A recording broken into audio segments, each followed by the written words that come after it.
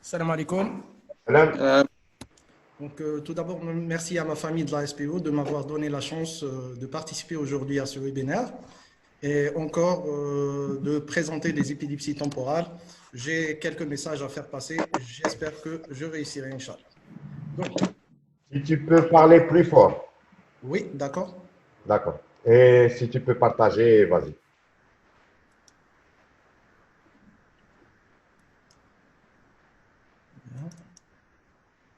Voilà.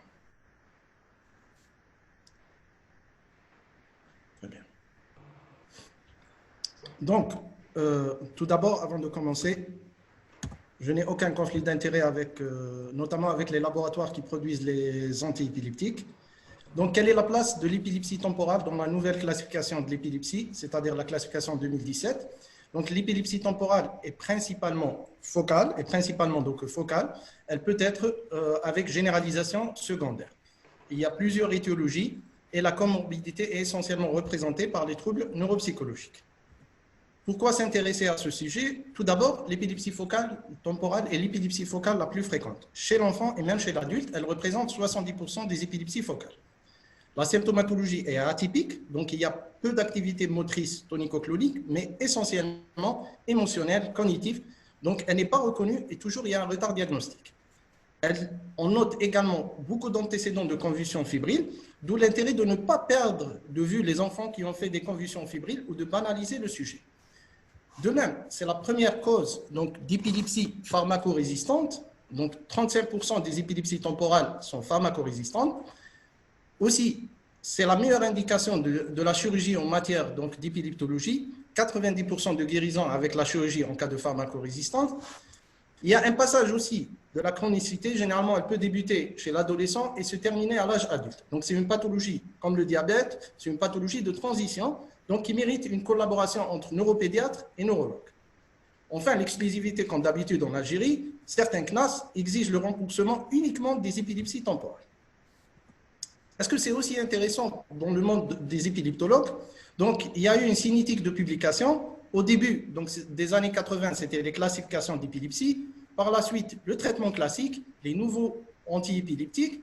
Au début des années 2000, on a eu du recul, on a constaté la pharmacorésistance, mais la révolution, c'était l'IRM au début des années 2000 qui a retrouvé un foyer épileptogène. Donc, on a procédé à la chirurgie. Qui dit chirurgie dit analyse histologique. Donc, il y a eu un pic de publication concernant l'amélioration des techniques chirurgicales qui sont devenues plus sélectives, les recherches moléculaires et génétiques, et aussi le retentissement neuropsychologique de ces épilepsies avant et après traitement. Le lobe temporal. Le lobe temporal est constitué de 5 régions ou 5 gyrus, qui sont divisés à 2 grands pôles. Donc, le pôle néocortical, qui comporte la région supérieure, latérale supérieure, moyenne et inférieure, et le lobe mésial ou médial, qui comprend essentiellement l'hippocampe, c'est très important, on va y revenir, et les amygdales.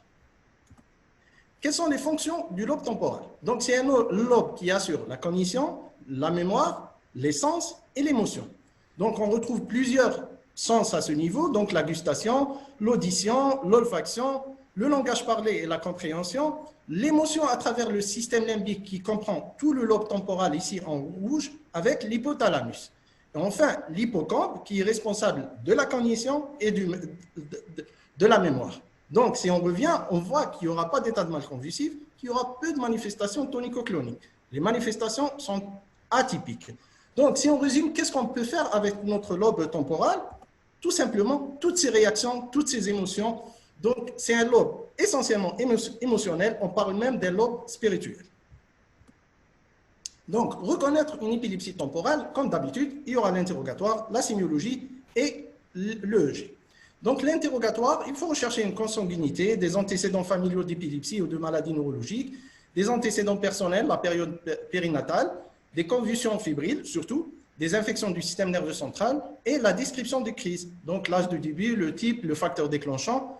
Mais parfois, il faut rechercher d'emblée le retentissement si on a des convulsions fébriles, parce que les parents ne vont pas venir pour l'épilepsie, mais ils vont venir pour des troubles du sommeil, un sommeil agité, pour un mauvais rendement scolaire parce qu'il y a des troubles dysmnésiques et des fois une mauvaise insertion sociales. Les signes, aussi rechercher les signes extraneurologiques. Ça, c'est un interrogatoire académique. Mais en réalité, il faut refaire et réinterroger. Pourquoi? Parce que du moment où on prononce le mot épilepsie, les parents ne sont plus là avec nous. Donc, entre l'épilepsie, de prononcer le diagnostic d'épilepsie et la demande de l'EEG, les parents ne vont pas suivre. D'accord? Donc, lors des deuxièmes consultations, il faut toujours réinterroger, revoir les préjugés et expliquer. Et surtout, si l'un des parents se présente tout seul. Pourquoi? Parce qu'on vit toujours l'épilepsie comme étant une honte et des fois, les parents ne peuvent pas dire qu'il y a des cas d'épilepsie de mon côté. Donc, concernant les préjugés, on croit toujours que les crises sont motrices ou tonico-cloniques, donc c'est difficile à convaincre les parents que des manifestations atypiques sont des crises. On croit toujours que les antiépileptiques sont des psychotropes, que le traitement, on va prendre un traitement à vie, que c'est un handicap, mais surtout le regard de la société. Donc, après l'interrogatoire, reconnaître la sémiologie des crises temporales. Donc, les crises temporales sont de durée longue, généralement, relativement par rapport aux autres crises. Ça peut prendre jusqu'à 2 minutes. Et se déroule en séquence, en trois phases, des signes subjectifs qu'on ne peut pas constater. C'est le grand enfant qui va raconter ce qu'on appelle l'aura. Donc, c'est des signes végétatifs, des signes sensoriels, des signes émotionnels ou bien des pseudo-absences. Des signes objectifs qu'on peut constater, qu'on peut filmer, donc moteurs ou sensitivo-moteurs. Et enfin, des signes tardifs qui varient selon l'origine, mésiale ou bien néocorticale. La phase post-critique en règle, il y a une dyspnésie et une confusion. Ces crises peuvent être sans altération de la conscience ou bien avec altération de la conscience. Dans l'ancienne classification, on parlait de crise partielle simple ou crise partielle complexe.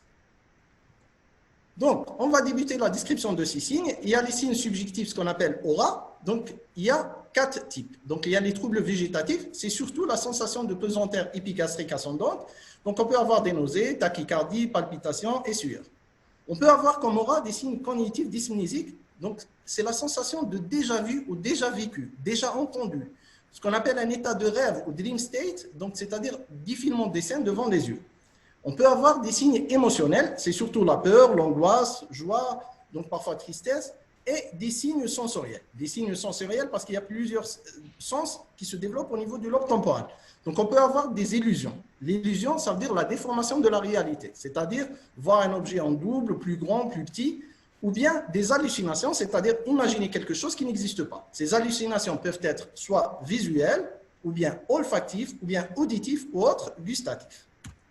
Donc, on va commencer par cette première vidéo. Chez cet enfant, vous allez voir qu'elle a des hallucinations visuelles. Elle va décrire à ses parents un objet qui existe donc devant elle.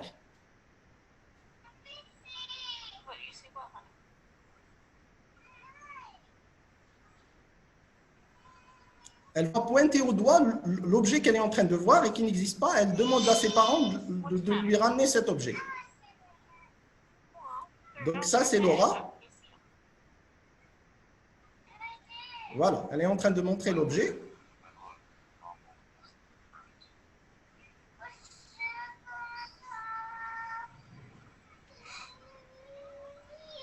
Et par la suite, elle commence à partir de là de faire une pseudo-absence. On dirait qu'elle va s'endormir. C'est des mouvements, donc des clignements des paupières.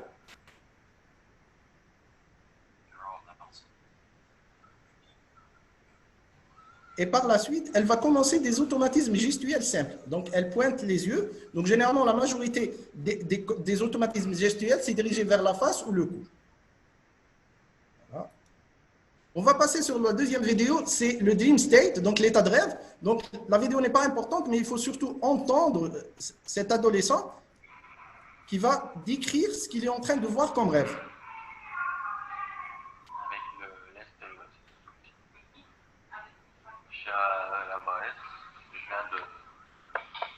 L'école de la Chute, de Vallée de Master, tout ça, je redescends vers la Brèche, je veux dire, en direction. Et puis, j'ai le choix entre aller vers l'est, monter dans les hauts de la Bresse, les necks, tout ça, ou alors descendre vers... Voilà, il est en train de raconter un rêve donc concernant sa trajectoire de l'école vers la maison avec une orientation spatiale est-ouest. Donc, c'est des rêves vraiment fondés qui peuvent être donc le début des crises. Deuxième séquence, c'est les signes objectifs qui sont moteurs ou sensitivo-moteurs, essentiellement les automatismes oro-alimentaires à type de mâchonnement, des fois avec graissement des dents qui est fréquent, donc des déglutitions et des mastications, donc qui sont prédominantes. Des automatismes gestuels, comme on a vu avec la petite fille, donc des automatismes simples, donc frottement des mains, moulinet, manipulation des objets, qui sont ipsilatéraux, c'est-à-dire dans le même lobe temporel. Des fois, des signes complexes. Des automatismes verbaux à type de stéréotypé ou carrément un jargon. Rarement, on a une dystonie d'un membre. La généralisation est exceptionnelle. Un point important à savoir, chez les nourrissons, les manifestations sont essentiellement motrices. Donc, on peut assister surtout à des clonies palpébrales, donc des mouvements de l'hémiface, mais surtout des spasmes en flexion. On peut avoir des spasmes en flexion ou bien un ouest secondaire. Donc, on va expliquer par vidéo. Donc, chez cette fille en plein sommeil, elle va faire des mouvements de déglutition avec des clonies, une respiration profonde, et elle va continuer à déglutir. Donc, à la fin, elle se retourne et il y aura l'apparition des mâchonnements. Voilà. Donc, il faut essayer de suivre les mâchonnements, les voilà. C'est important parce que beaucoup de parents vont vous décrire que nos enfants font des mâchonnements. Donc, les mâchonnements avec grincement des dents, ça peut être héréditaire, ça peut être une malformation de l'arcade dentaire, surtout par la prise prolongée de titine ou les enfants qui mettent le doigt, mais ça peut être l'équivalent d'une épilepsie temporale. Donc, chez cet enfant qui présente une crise néocorticale, donc ça va débuter par une pseudo-absence. Par la suite, des automatismes gestuels qui sont dirigés toujours vers le cou ou la face, une dystonie, mais sans perte de connaissance. C'est-à-dire à la fin, il va se réveiller.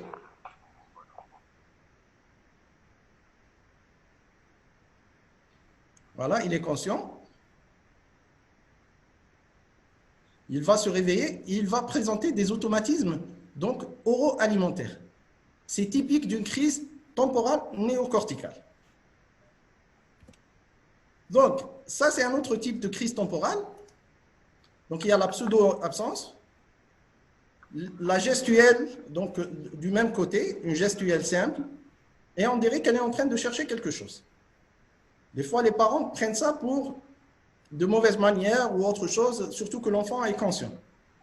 Donc, si vous voyez ces vidéos, vous allez comprendre que les parents ne vont pas atterrir initialement chez les pédiatres. Ils vont faire les 4 coins d'Algérie pour voir un traitement spirituel ou un traitement traditionnel, parce que pour eux, ça évoque pas, c'est du paranormal, ça évoque pas une épilepsie.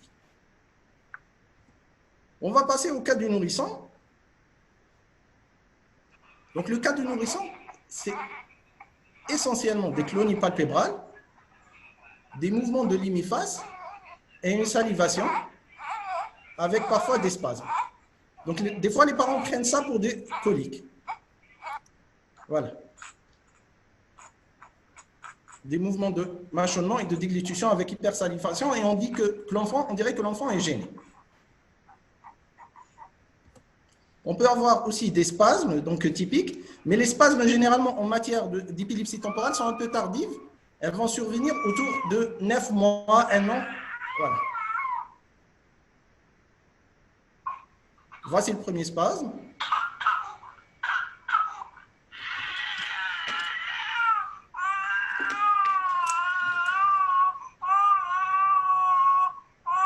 Elle va présenter un deuxième spasme par la suite. Le voilà. Voilà. Donc, à la fin de cette description, on doit faire la part entre une crise d'origine mésiale et une crise d'origine néocorticale. Donc, la crise d'origine mésiale, donc on aura un aura végétatif comme une pesanteur épigastrique, la peur, autre, un aura émotionnel comme la peur, des automatismes oro-alimentaires qui sont toujours précoces et une gestuelle simple. À la fin, on a des mouvements de salivation et de déglutition, des troubles de contact. Dans les crises d'origine néocorticale, c'est-à-dire la partie latérale, donc on aura toujours des hallucinations et un état de rêve ou le dream state comme aura. Les automatismes gestuels sont précoces, les troubles du langage sont précoces, et à l'inverse de la crise mésiale, les mâchonnements ou les mouvements oro-alimentaires sont tardifs. Ils viennent avant la résolution de la crise. Donc, nous avons reconnu sémiologiquement la crise, on doit confirmer par un EEG. Donc, l'idéal, c'est d'avoir un VDO-EEG, donc qui va être contemporain à la crise, sinon un EEG post-critique précoce.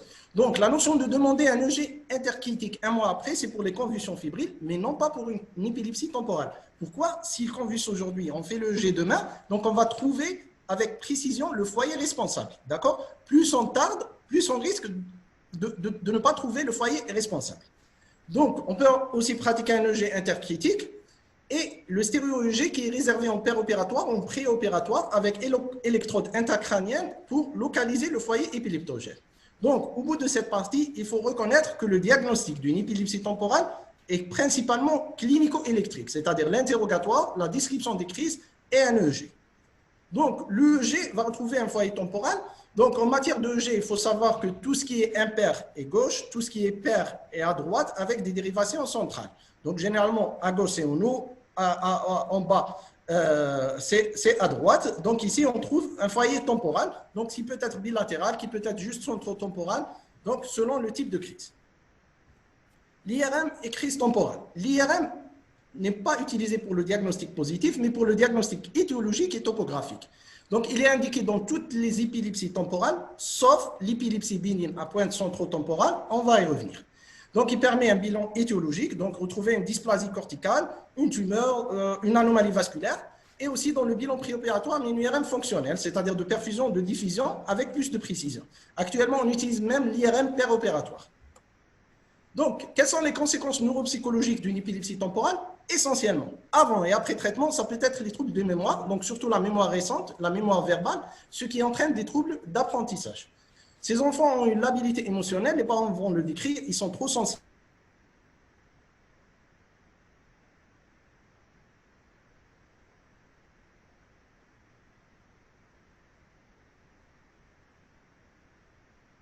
Des troubles graves de développement comme un spectre autistique ou TDAH. Praxique ou des troubles du langage.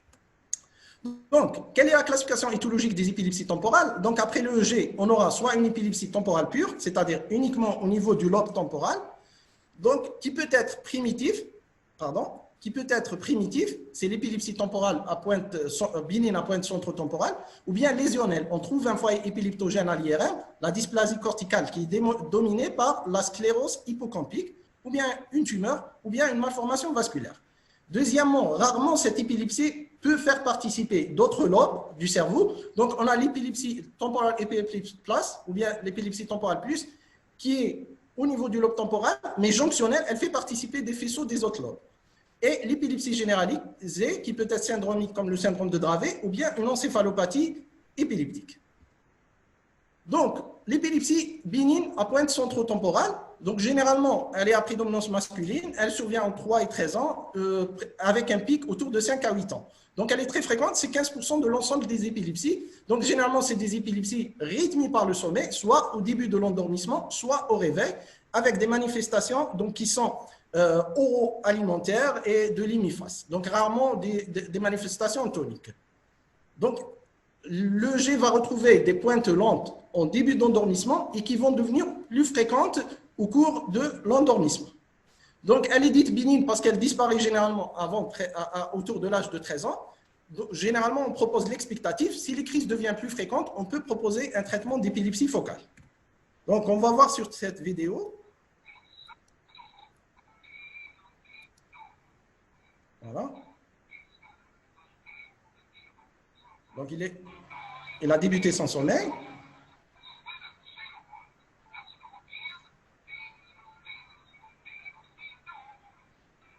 Et là, il commence des mouvements, donc des automatismes oro-alimentaires d'une hémiphase.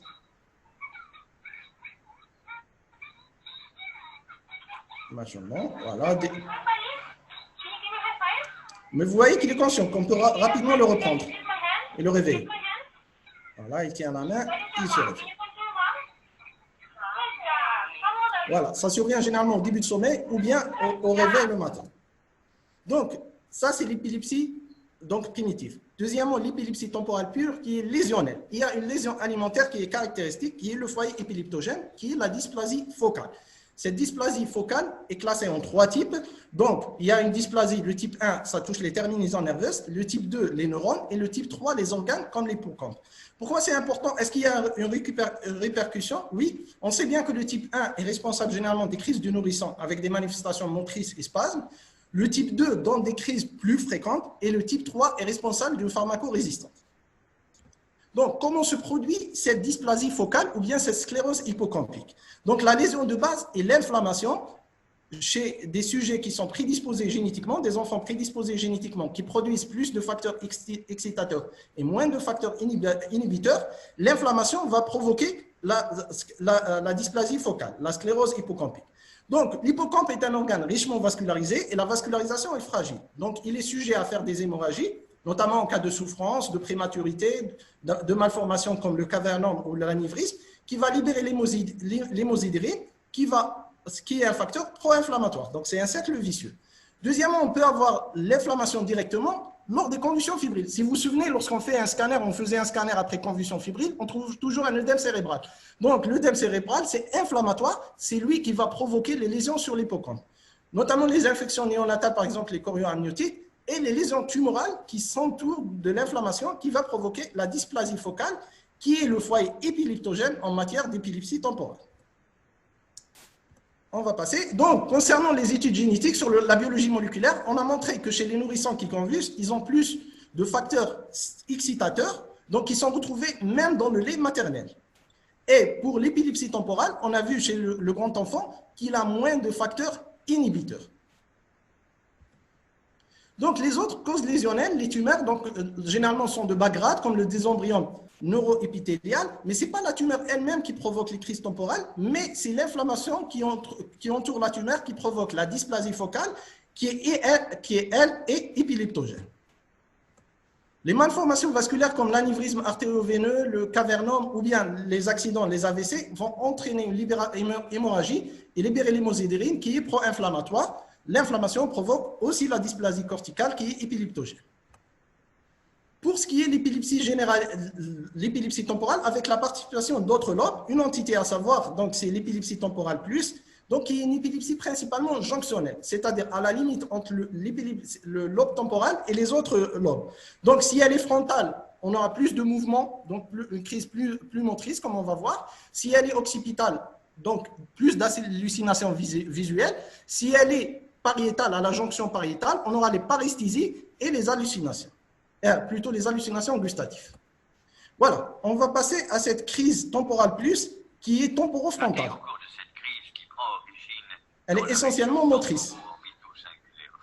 Des mouvements anormaux, voilà.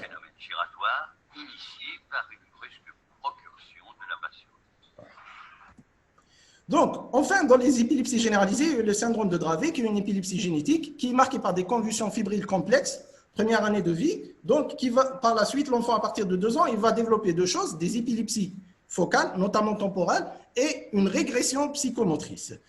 Donc, c'est une épilepsie qui est maligne, vraiment avec un risque élevé de décès, soit par état de mal convulsif, soit par un syndrome de mort subite secondaire à une épilepsie, mais ce qui est constant, c'est le retard psychomoteur. Ou bien on ne parle plus de retard psychomoteur, plutôt de retard moteur et cognitif. Le traitement de l'épilepsie temporale, il est basé sur les antiépileptiques et la chirurgie. Plus ou moins donc la stimulation du nerf vague ou le traitement non pharmacologique. Donc, concernant le traitement antiépileptique, donc, les recommandations, puisque c'est une épilepsie focale, on commence par une monothérapie focale à moyenne dose. Au bout de 6 semaines, si le traitement est correctement observé, on n'a pas de résultat, on passe à la monothérapie, mais à dose complète. Au bout de 6 semaines, si le traitement est correctement observé et pas de résultat, on passe à une bithérapie, soit double médicament à action focale ou bien action focale plus à large spectre. Donc, si ça ne marche pas, une deuxième bithérapie. Donc, au bout de 3 mois, au bout de 2 bithérapies qui ne marchent pas, on déclare la pharmacorésistance. Mais surtout, il ne faut pas prononcer le mot devant les parents, on va essayer, d'accord? On va traiter et voici les différentes probabilités. Pourquoi? Parce qu'ils n'acceptent même pas l'épilepsie. Si on dit qu'on va essayer, non, on ne va pas essayer. On va traiter et on va voir l'évolution. Il y a des enfants qui vont répondre, des enfants qui ne vont pas répondre et qui auront besoin d'un second traitement. Concernant les molécules utilisées, donc pour l'épilepsie focale, il y a le lévacétaram, c'est-à-dire le Keppra, qu'on a la même pour le nourrisson, donc l'amitrale et le topiramate à partir de 2 ans. Et l'épilepsie à large spectre, surtout le valproate, la dépakine. Donc, mais en pratique, on peut commencer par la dépakine et généralement les malades qui ne répondent pas à la dépakine, en règle, sont pharmacorésistants. On va revenir lors de la discussion pour ne pas perdre le temps, mais on a vraiment trahi la molécule de dépakine qui nous a rendu énormément service, qui rend service et qui rendra encore service. Ce n'est pas parce que le Keppra ou le topiramate sont des molécules nouvelles qu'elles sont forcément plus efficaces ou bien dénudées d'effets secondaires. Donc, deuxièmement, la chirurgie. Donc, elle est indiquée dans toutes les épilepsies temporales pharmacorésistantes, donc en cas de tumeur ou bien d'anomalie vasculaire. Donc, avec un bilan préopératoire qui comprend un EEG péropératoire, donc vous voyez qu'il y a plus de dérivations pour avoir une localisation précoce. Et une IRM fonctionnelle, donc l'émission de protons ou bien une IRM de diffusion ou de perfusion pour avoir la localisation avec précision. Donc, les techniques ont beaucoup évolué. On était dans la lobectomie temporale totale et actuellement, on est à une résection sélective au niveau de l'hypothalamus et aussi une résection extratemporale dans l'épilepsie temporale plus. Il faut savoir que 90% de la chirurgie, on a une bonne réussite avec simplement des troubles mnésiques.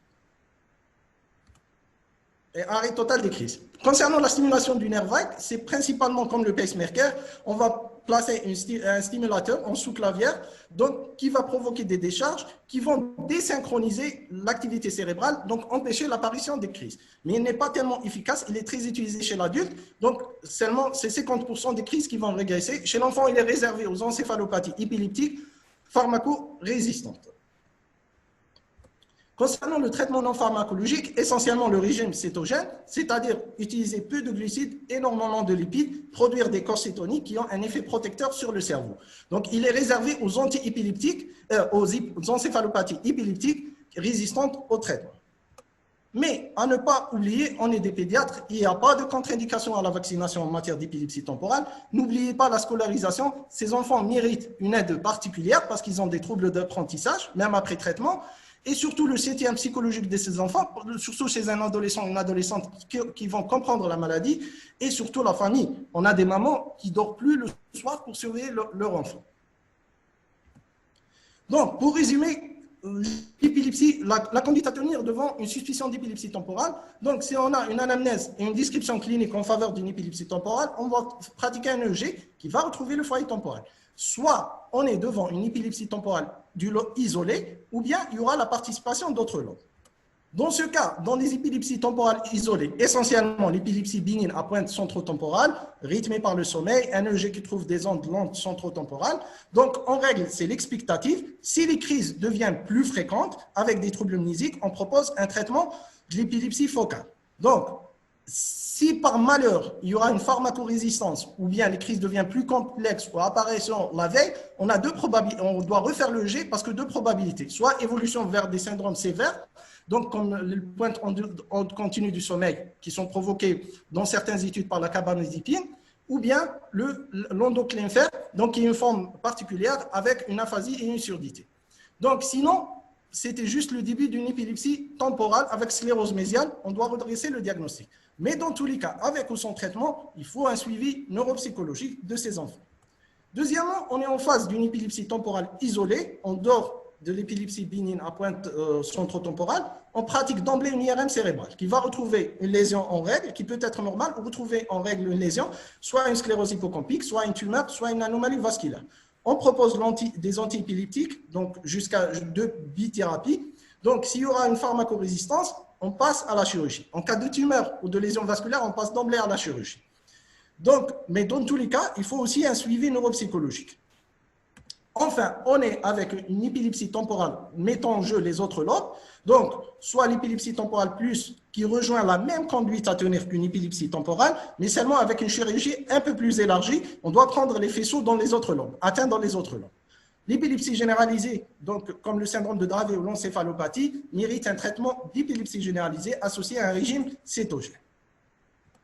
Donc, en conclusion, ne pas perdre de vue les enfants aux antécédents convulsions fébriles, ne pas banaliser, rassurer les parents, mais toujours en épilepsie, garder une marge, parce que le cerveau est en plein développement, il peut nous cacher des surprises. Deuxièmement, pensez à une épilepsie temporale devant des crises atypiques à composante psychologique, donc avec peu de manifestations tonico-cloniques, devant des troubles mnésiques, devant des troubles du sommeil, devant un retard scolaire. Il faut savoir poser les questions aux parents. Donc, il faut savoir que 35% de ces épilepsies temporales sont pharmacorésistantes. L'intérêt de développer la chirurgie de l'épilepsie en Algérie, malheureusement, on n'a pas. C'est une prise